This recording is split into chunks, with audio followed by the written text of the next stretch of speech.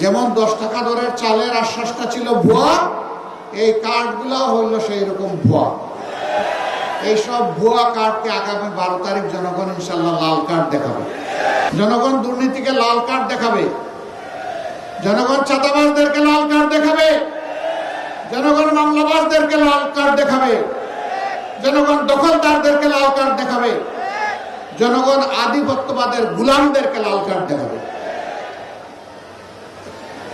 আবরার ফাহাদ, আবু সাইদ, সাদি, হাদি, আমরা তোমাদের কাছে আর তোমাদের বন্ধুদের কাছে আমরা বড় ঋণী।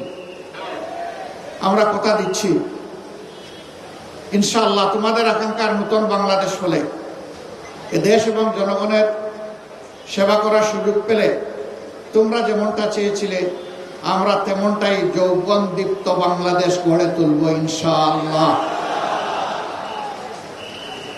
এই বাংলাদেশ যুবকদের হাতে আমরা তুলে দিতে চাই।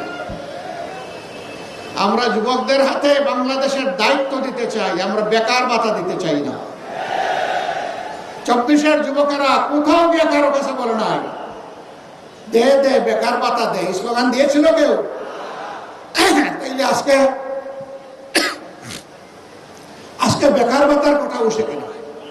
আমি মনে করি যেই সন্তানেরা সেদিন চিৎকার দিয়ে বলেছিল আমাদের অধিকার দাও, আমাদের হাতে আমাদের ন্যায্য কাজ তুলে দাও, তাদেরকে বেকার ভাতা কথা বলার মানেই হচ্ছে যুব সমাজকে অপমান করা। যুব সমাজ আপনারা সেই অপমান সহ্য করতে রাজি আছেন? আপনারা বেকার ভাতা চান না কাজ চান? কাজ চান? এটা যারা চান তারা একটু হাত তুলেন। ও মাশাআল্লাহ, সবাই যুবক। তাইলে এই স্টেজে আমরা যারা আছি আমরাও যুবক, আমরাও সামিল হয়ে গেলাম যুবকদের সাথে ইনশাআল্লাহ। সম্মানিত ভাইরা, 10 টাকা শের ধরে চাল খেয়ে এখনো পেটের ভিতর গরম রয়েছে, ফাঁপা যায়নি। এখন আবার নতুন করে এই কার্ড সেই কার্ড, গাঁটে গাঁটে কার্ড। এই সব কার্ড হইল ভুয়া কার্ড।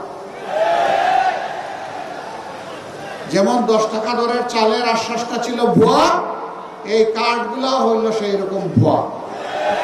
এইসব ভুয়া কার্ডকে আগামী 12 তারিখ জনগণ ইনশাল্লাহ লাল কার্ড দেখাবে।